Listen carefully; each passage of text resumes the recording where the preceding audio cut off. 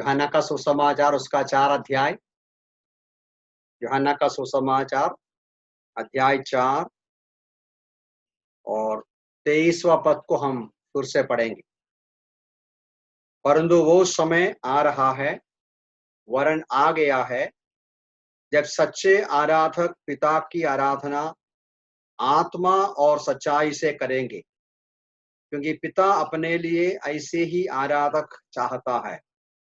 परमेश्वर आत्मा है और अवश्य है कि उसके आराधक आत्मा और सच्चाई से उसकी आराधना करें।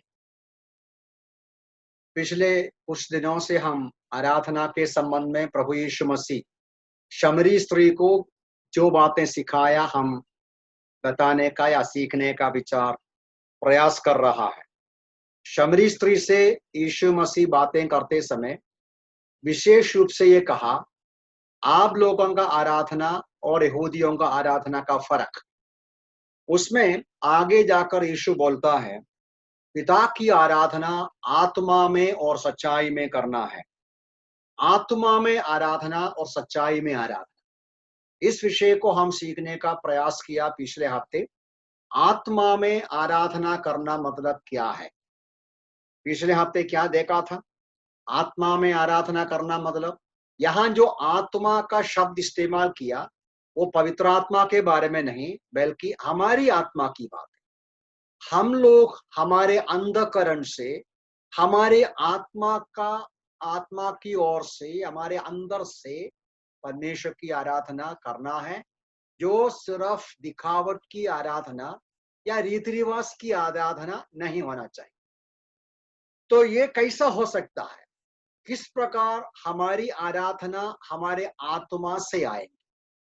केवल हमारा मुंह से नहीं, केवल शब्दों से नहीं, बल्कि हमारी आत्मा से, हमारी अंतःकरण से, हृदय की गहराई से परमेश्वर के सामने आराधना, उपासना, अर्पण करने का मार्ग क्या है?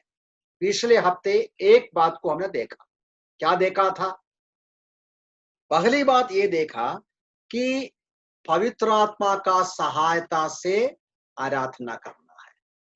पवित्र आत्मा का सहायता मतलब, जब एक व्यक्ति, पापी मनुष्य, जब एक अविश्वासी विश्वास करते हैं, पाप में, अपराध में मर गया हुआ एक इंसान यीशु मसीह को स्वीकार करते हैं या उद्धार पाते हैं, उस समय उनके अंदर पवित्र आत्मा वास करना शुरू होता है। परमेश्वर का उस पवित्र आत्मा का काम क्या है? पवित्र आत्मा का काम कई बातें हैं। एक बात यह है, हमारे अंदर वास करके हमको सिखाना, समझाना, सहायता करना, हमें गाइडेंस देना, अगुवाई करना और हमें बलवंत करना, मजबूत करना और परमेश्वर की सेवा करने के लिए, आराधना करने के लिए सहायता करना। पवित्र आत्मा हमारी आत्मा से गवाही देते हैं कि तुम परमेश्वर का संतान हो। पवित्र आत्मा हमारी आत्मा को मजबूत करते हैं, हमारी आत्मा को बलवंत करते हैं। तो इसका मतलब, एक बात हमने देखा कि एक व्यक्ति जब तक उद्धार नहीं पाया, जब तक परमेश्वर का संतान नहीं बना, जब तक उसके अंदर पवित्र आत्मा नहीं, वो आराधना सचमुच में स्वीकार योग्य रूप में नहीं कर सकता। ये हमने पिछले हफ्ते देखा। आज एक बात और हम देखेंगे, थोड़ा सा समय का मनन या अध्ययन के समय में, वो ये है कि हमारा मन और अंतःकरण को परमेश्वर की ओर, परमेश्वर का वचन की ओर फोकस करते हुए, मैं एक्सप्लेन करूंगा। By focusing our mind on God and His Word. How can we worship God from our spirit? By our spirit, by the energy and by the help, by the assistance of the Holy Spirit. That is number one. The second thing ye hai, by focusing or concentrating our mind on God and His Word. परमेश्वर और परमेश्वर के वचन के ऊपर हमारा मनों को लगाते हुए, हमारा हृदय को, हमारा ध्यान को लगाने से हम परमेश्वर की आराधना आत्मा में अंधकरण से कर सकते हैं। 4 बातें इसमें इन्वॉल्व है, जल्दी जल्दी मैं आपको बताता हूं, उसमें आपको समझ में आएगा what does it mean by focusing our mind on God and God's word. उसमें पहली बात यह है कि हमारा मन में ईश्वरीय विचार रहे और थॉट्स आर ऑन गॉड, परमेश्वर की ऊपर, प्रभु के ऊपर हमारा मन लगा कर रखे, ईश्वर के बारे में मन लगा कर रखे। 2-3 वचन को हम लोग पढ़ेंगे। भजन 27 का 4 देखिए, कुछ दिन पहले ही हमने ये वचन पढ़ा। भजन 27 उसका 4 देखिएगा। भजन 27 या 27 का 4 में एक वचन है, दाऊद अपनी इच्छा, अपना कामना बताते हैं। मैंने यहोवा से एक वर मांगा है, मैं उसी के यत्न में लगा रहूंगा कि मैं अपने जीवन भर यहोवा के भवन में ही निवास करने पाऊं, जिससे यहोवा की मनोहरता निहारता रहूं, उसके मंदिर में उसका ध्यान करता रहूं। दाऊद के मन में परमेश्वर के प्रति एक इच्छा है। मैं एक बात पसंद करता हूं, मैं एक बात का लालसा करता हूं, परमेश्वर के भवन में जाऊं और परमेश्वर का मनोहरता को निहारता रहूं। इस प्रकार की इच्छा हमारे अंदर चाहिए। 1-2 वचन और पढ़ूंगा मैं। भजन 63 का 1 देखिए। भजन 63 का 1, इधर भी भजन लिखने वाले के अंदर का जो कामना को देख सकते हैं। हे परमेश्वर, तू ही मेरा परमेश्वर है, मैं तुझे यत्न से ढूंढूंगा। सुखी और प्यासी, हाँ निर्जल भूमि पर मेरा प्राण तेरा प्यासा है, मेरा शरीर तेरा अति अभिलाषी है। मेरा प्राण तेरा प्यासा है, मेरा शरीर तेरा अति अभिलाषी है। एक और वचन, ये सब वचन हम जानते हैं, मुझे पता है, तो भी हम पढ़ना अच्छा है। भजन 84, साम 84 का 1 देखिएगा।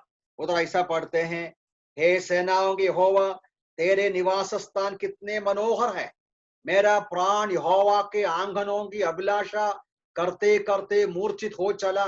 मेरा हृदय और मेरा शरीर जीवते परमेश्वर के लिए आनंद से गाते हैं।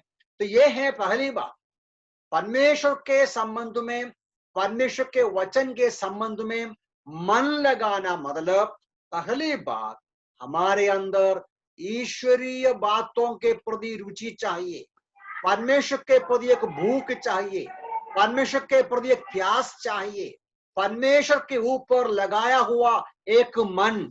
उनके पास जाएं, उनसे सुने, उनका मनोहरता को देखे, उनका श्रेष्ठता को देखे। इस प्रकार का एक इच्छा मन के अंदर निरंतर रहना, constantly thinking and contemplating on the Lord God almighty, regularly, constantly, लगातार परमेश्वर के ऊपर लगाया हुआ एक मन, उनके प्रति, उसकी महिमा को देखने के प्रति एक लालसा, एक प्यासा, एक भूख, वो एक बात है। दूसरी बात है कि our eyes on the Lord Jesus, Yeshu Masih के ऊपर मन लगाना।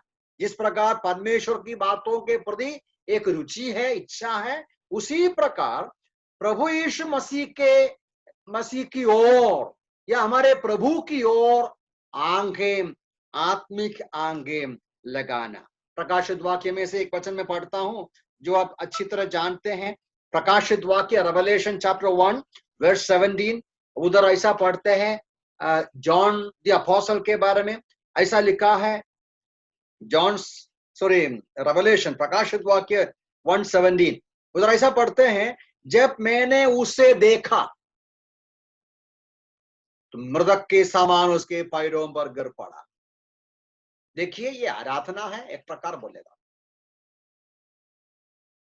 जॉन द अपोस्टल परमेश्वर के सामने, प्रभु के सामने गिर पड़ा, उसका आदर करते हुए, उनका भाई मानते हुए, उनको डरते हुए, गिर पड़ा। कब गिर पड़ा? हमें मालूम है उसके ऊपर के पदों में, जब यूहन्ना प्रेरित प्रभु यीशु मसीह का श्रेष्ठता को देखा, उनको दर्शन मिला, प्रभु का दर्शन उनके आंखों से उसने देखा, प्रभु का महानता और श्रेष्ठता को देखा, उनका नजर उस पर रखा, तो वो धन्यवाद के साथ या परमेश्वर का बड़ाई, आराधना, डर मानते हुए उनके सामने गिर पड़ा, ऐसा पढ़ते हैं हम लोग। यहोशू के पुस्तक में बहुत सारा एग्जाम्पल हमको पुराने नियम में मिलते हैं। पुराने नियम में हमको कई बार परमेश्वर के लोगों के सामने प्रभु का दर्शन होता है। जब प्रभु का दर्शन होते हैं, सचमुच में वो यीशु मसीह स्वयं है, जब प्रभु का दर्शन होते हैं तो वे प्रभु को देखते हैं, और उसका परिणाम क्या है? उसका परिणाम है कि वे दंडवत करते हैं। एक वचन में पढ़ता हूं, यहोशू का पुस्तक उसका 5वां अध्याय वर्स 14, यहोशुआ 5:14, उसने कहा, नहीं, वरन मैं तो यहोवा की सेना के सेनाध्यक्ष के रूप में आता हूं। यहां यीशु मसीह पुराने जमाने में यहोशू को दर्शन देता है।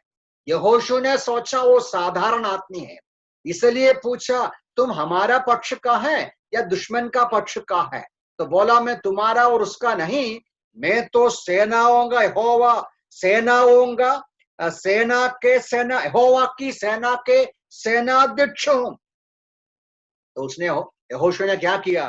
वो तो देखो, यहोशू ने मुंह के बल भूमि पर गिरकर दंडवत किया। यहोशू ने मुंह के बल भूमि पर गिरकर दंडवत किया और कहा, अपने दास के लिए मेरा प्रभु की क्या आज्ञा है? तो यहां से भी हमें समझ में आता है कि आराधना अंदर से, हृदय की गहराई से परमेश्वर के सामने अर्पण करना है तो क्या चाहिए? मैंने पहले बताया, हमारा मुख्य बिंदु यह है, मन वचन की ओर, प्रभु की ओर लगा कर रखना है। Mind focused on God and his word. उसमें मैं 2-3 बातें उसको स्प्लिट करता हूं। परमेश्वर के बारे में मन रखना, परमेश्वर के बारे में हृदय में मन, परमेश्वर की ओर मन लगाना, परमेश्वर के संबंध में प्यास और भूख, और हम यीशु मसीह का, प्रभु का दर्शन पाना, our eyes, our spiritual eyes on the Lord Jesus. ये हम यशायाह का पुस्तक में भी पढ़ते हैं, हम वेल नोन पासेज है, और बहुत सारे जगह में इस बात को पढ़ते हैं। मुझे लगता है मत्ती सुसमाचार चैप्टर 14, सुसमाचार में से भी एक वचन पढ़ेंगे। मत्ती सुसमाचार 14 अध्याय, ये प्रभु यीशु मसीह और प्रेरितों के बीच में, जब प्रेरित लोग यीशु मसीह को देखते हैं, यीशु मसीह का महानता का पहचान पाते हैं, उस समय उसका प्रतिक्रिया देखो। मैथ्यूस गॉस्पेल 14 उसका 33, उधर क्या लिखा है? 33 में पढ़ते हैं, और जो लोग नाव में थे उन्होंने उसे दंडवत किया और कहा, तो तू निश्चय ही परमेश्वर का पुत्र है। यीशु मसीह पानी में चलते हुए उनके बीच में आते हैं। जब प्रेरितों का नाव लहरे में डूबने पर था, वे बहुत ही डर गए थे। यीशु मसीह चलते हुए आते हैं और पानी के ऊपर से चल के आते हैं। पतरस चलने का प्रयास करते हैं, डूबते, सारी बातें इधर लिखा है। तो यीशु मसीह नाव में आते हैं और वहां लिखा है कि हवा थम गई, नाव पर चढ़ा तो हवा थम गई, और उस समय उनका प्रतिक्रिया है। उनका प्रतिक्रिया क्या है? वे प्रभु के पास दंडवत किया। तो यहां से भी देखते हैं, आराधना, ये सब दंडवत का एक विशेषता है। ये सब स्पॉन्टेनियस वर्शिप होता है। ये spontaneous, true worship spontaneous worship होता है। स्पॉन्टेनियस मतलब अपने आप आ जाता है, ये कोई दिखावट के लिए नहीं आता है, हृदय के अंदर से ऑल ऑफ ए सडन किसी भी बाहर का प्रोत्साहन या एनकरेजमेंट या कंबल्शन नहीं, कोई कंबल्शन नहीं। ब्रदर एक धन्यवाद दे दो या ब्रदर एक ऐसा ऐसा कुछ नहीं, लेकिन अपने आप spontaneously all of a sudden. ये जो स्पॉन्टेनियस वर्शिप का रीजन क्या है, वो जोशुआ में भी हमने देखा, इधर भी देखा, रेवलेशन में भी देखा, और कई जगह में देखते हैं। रीजन ये है, they had a vision of the Lord. उनका परमेश्वर का दर्शन पाया, प्रभु के महानता के बारे में, प्रभु का खूबी के बारे में, प्रभु का श्रेष्ठता के बारे में एक दर्शन पाया। ये दर्शन हमें जरूरी है। मन प्रभु के प्रति भूखा और प्यासा होना चाहिए, देन प्रभु का दर्शन हमें होना चाहिए। हमारी आत्मिक आंखों से प्रभु को देखना चाहिए। और उसमें तीसरा एक पार्ट होता है, there is another thing. Same बात का तीसरा मुद्दा ये है, मेडिटेशन ऑफ गॉड्स वर्ड, परमेश्वर का वचन का मनन। जैसा मैं शुरू में क्या पॉइंट बोला था, जो मैंने कहा ना, मुख्य पॉइंट बिंदु ये है, a mind focused on God and God's word. प्रभु के प्रति एक लालसा, प्रभु का दर्शन, प्रभु का वचन पढ़ने का इच्छा। ऐसे ही पढ़ते नहीं, मनन करना है। परमेश्वर का वचन निरंतर पढ़ना। 2-3 वचनों को हम पढ़ेंगे। इसके ये जो विचार को हमें क्लैरिफाई करने के लिए 2-3 वचन को देखिए। साम 104, 104 भजन, 104 भजन का 33 पद को देखिएगा। 2-3 पदों को मैं पढ़ूंगा, आप मेरे साथ निकालिए, हो सकता है तो। 104 भजन उसका 33 और 34, इधर लिखा है, मैं जीवन भर यहोवा का गीत गाता रहूंगा। जब तक मेरा अस्तित्व है, मैं अपने परमेश्वर का भजन करता रहूंगा। 34, मेरा ध्यान करना उससे प्रिय लगे, मैं तो यहोवा में ही मगन रहूंगा। हिंदी में ठीक है, ध्यान है। इंग्लिश भाषा में ऐसा पढ़ते हैं, I will sing to the Lord as long as I live. I will sing praise to my God while I have my being. I have being. 34. May my meditation be pleasing to Him, or I rejoice in the Lord. मैं समझता हूं यहाँ सामिष्ट कहना चाहते हैं, मैं परमेश्वर का धन्यवाद करूंगा, आराधना करूंगा, उसकी महिमा बढ़ाई प्रशंसा करूंगा। क्यों? उसका कारण, उनको ये जो प्रोत्साहन, इंस्पिरेशन कहां से आया? Because of the meditation of God's word. परमेश्वर का वचन का मनन करने से उनके अंदर परमेश्वर का धन्यवाद स्तुति करने का एक क्या बोल सकते हैं, प्रेरणा आते हैं। जब वचन पढ़ते हैं, हम परमेश्वर को वहां देखेगा। इसके पहले हमने देखा था, हृदय के अंदर परमेश्वर के प्रति एक भूख और प्यास, और यीशु मसीह का दर्शन। सो ये दोनों बातें कहां से मिलता है? वचन पढ़ते समय। मन में हमेशा ईश्वरीय विचार और हमारे अंतःकरण से प्रभु का दर्शन, ये दोनों प्रैक्टिकली अनुभव करने का तरीका परमेश्वर का वचन का पढ़ाई करना है, मनन करना है, मेडिटेशन करना है। तब हम परमेश्वर को पहचानेगा, परमेश्वर का महानता को पहचानेगा, परमेश्वर के महान कार्यों को पहचानेगा, यीशु मसीह को पहचानेगा, यीशु मसीह का श्रेष्ठता को पहचानेगा, यीशु मसीह के कार्यों को पहचानेगा। हमारे लिए प्रभु ने जो उद्धार का काम किया वो हम पहचानेगा। ये सभी बातें परमेश्वर का वचन का पढ़ाई से, मनन से होता है। उस प्रकार हम इंस्पायर्ड हो जाएगा, उत्साहित हो जाएगा, चैलेंज्ड हो जाएगा, स्पॉन्टेनियस वर्शिप बहेगा या बाहर आएगा। 1-2 वचन और पढ़ता हूं।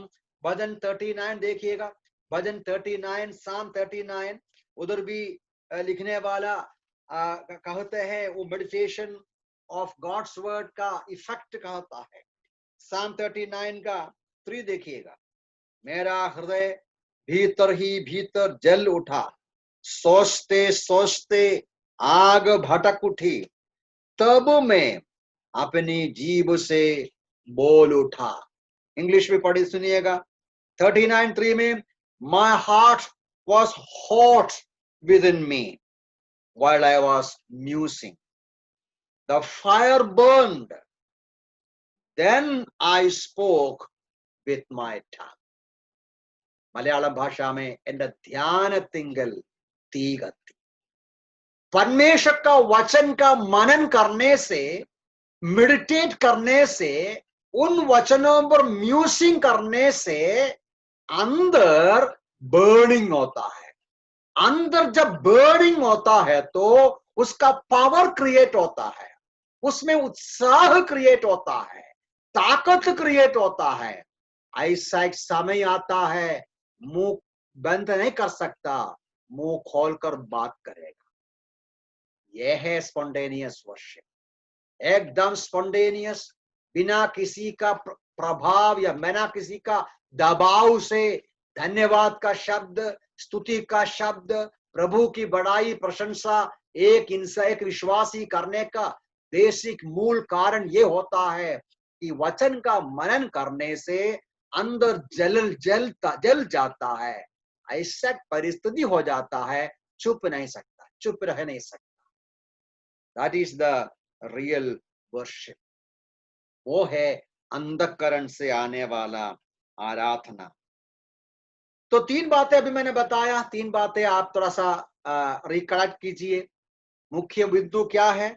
मुख्य बिंदु यह है कि हमें आराधना के लिए अवश्य बात है कि by focusing our mind on God and God's word, हमारे मनों को परमेश्वर की ओर, परमेश्वर का वचन की ओर लगाना है। मतलब परमेश्वर के प्रति एक भूख और प्यास, मतलब यीशु मसीह का दर्शन, प्रभु का दर्शन, having a vision of God, of the Lord Jesus Christ। ये दोनों कैसा होता है? दोनों होता है as a result of the meditation of God's word on a regular basis। निरंतर हम परमेश्वर का वचन को पढ़ते पढ़ते जाएंगे, हमारे अंदर आत्मिक उत्साह और उत्सुकता बढ़ेगा, यीशु मसीह का और परमेश्वर का पहचान में हम बढ़ते जाएगा। ये आराधना के लिए हमको प्रोत्साहन मिलते हैं। एक बात और है, वो भी बोल के हम बंद करेंगे। There is one thing more involved as we focus our mind on God's word, on God। वो ये है, जैसा मैंने कहा, जब हम लोग परमेश्वर का वचन को पढ़ते पढ़ते मनन करते जाते हैं, क्या पाएगा? मैं आपको ऑलरेडी बताया, हम प्रभु के बारे में ज्यादा सीखेगा। ज्यादा सीखते समय एक जैसा आप वचन को पढ़ते पढ़ते जाएंगे, हम सब कई दिनों से या बार बार सुना हुआ कुछ सच्चाई है। परमेश्वर का वचन ऐसा बीच बीच में ऑल ऑफ ए सडन हमको एक डिस्कवरी जैसा, एक न्यू रेवलेशन जैसा, रेवलेशन नहीं एक्चुअली, परमेश्वर आज कुछ नई बातें बोलता नहीं, रेवलेशन कंप्लीट है, वो मैं कई बार आपको बताया। लेकिन लिखा हुआ वचन जो हम कई बार पढ़ा है तो भी वो हमारे सामने लिविंग बन जाते हैं, एक स्पेशल टेस्ट में, एक स्पेशल मीनिंग में हमारे नजर में आ जाता है। We discover something new, we discover something special. हम वो कुछ न कुछ हमको एक नया, एक आइडिया, नया विचार, नया थॉट मिल जाता है। ये जो डिस्कवरी हमें आराधना के लिए और ऊंचे श्रेणी में लेकर जाते हैं। तो मेडिटेशन ऑफ गॉड्स वर्ड मैंने बताया, meditation of God's word giving energy, inspiration, fire in our heart. And उसका नेक्स्ट स्टेज होता है we discover truth about God, truth about the Lord Jesus, truth about our redemption. बहुत सारी आत्मिक सच्चाइयों का खोज हम फाइंड आउट करते हैं, डिस्कवर करते हैं। हिंदी में क्या बोलेगा? डिस्कवर करना। हम देखेगा, हम पाएंगे, वो हमें खुशी और उत्साह देते हैं।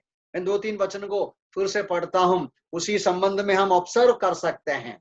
वो जो डिस्कवरी प्रकाशित वाक्य में, उसका अंतिम में, अब देखिए प्रकाशित वाक्य का अंतिम में यीशु मसीह के द्वारा उसने वो जो दर्शन पाया, भविष्य में आने वाली बातों का जानकारी वो पाया, और एक स्वर्गदूत उसको कई बातें समझाया।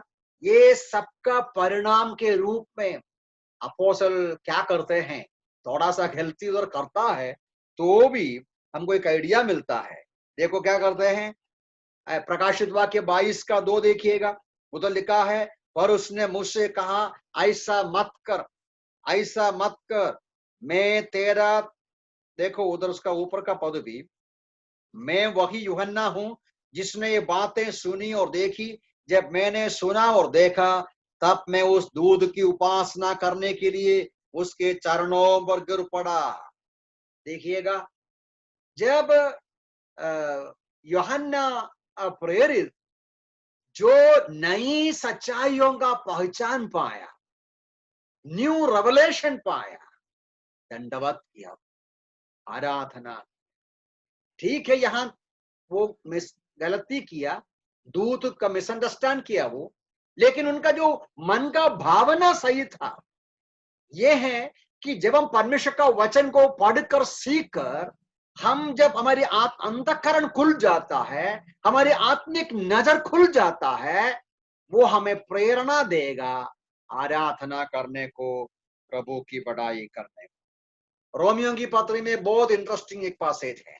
रोमियो की पत्री देखिए, रोमन्स चैप्टर 11, रोमियो की पत्री उसका 11वां अध्याय का 33 देखिएगा। ये बहुत अच्छा वचन है। एक्चुअली अपोस्टल पॉल की ओर से आया हुआ डॉक्सोलॉजी कहता है, बहुत धन्यवाद और आराधना का शब्द है।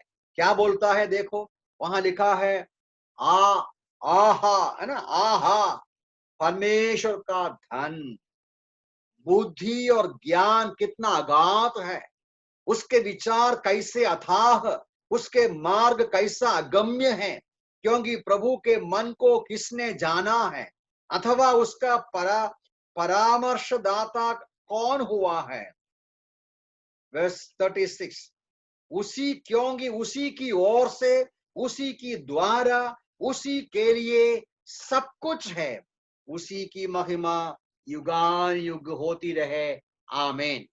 देखिए, यहां अपोस्तल पौल वास्तव में बर्स्ट हो जाता है, उनका मन खुल जाता है, वो बर्स्ट आउट हो जाता है उनके अंदर से धन्यवाद का शब्द। क्या है वो reason? What made him to worship in such a manner? हा परमेश्वर का धन, हा परमेश्वर का बुद्धि कितना अगाध है। यह है आराधना। आराधना मतलब परमेश्वर को कह रहा है, आप कितना महान हैं, आप कितना श्रेष्ठ हैं, आप कितना ज्ञानी हैं, आप कितना भयंकर परमेश्वर हैं। ऐसा कहने के लिए पौलुस के अंदर क्या प्रेरणा आया? क्योंकि रोमियो की पत्री पहला अध्याय से लेके 11वां अध्याय में वास्तव में पौलुस सुसमाचार के संबंध में बहुत ही सिस्टमैटिकली, क्रमानुसार, एकदम अच्छी तरह परमेश्वर का उद्धार का कार्य के बारे में बहुत अच्छी तरह समझाया।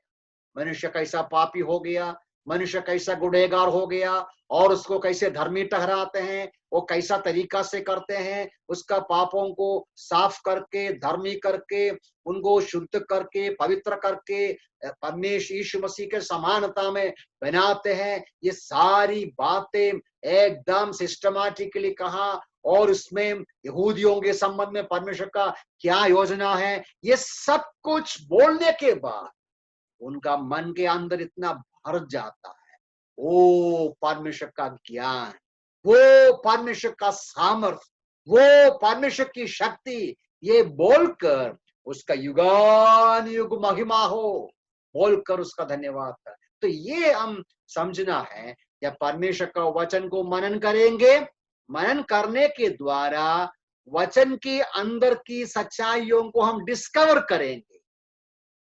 परमेश्वर के वचन की सच्चाइयों के ऊपर हमारा मन खुल जाता है, ये आराधना में रिजल्ट हो जाता है।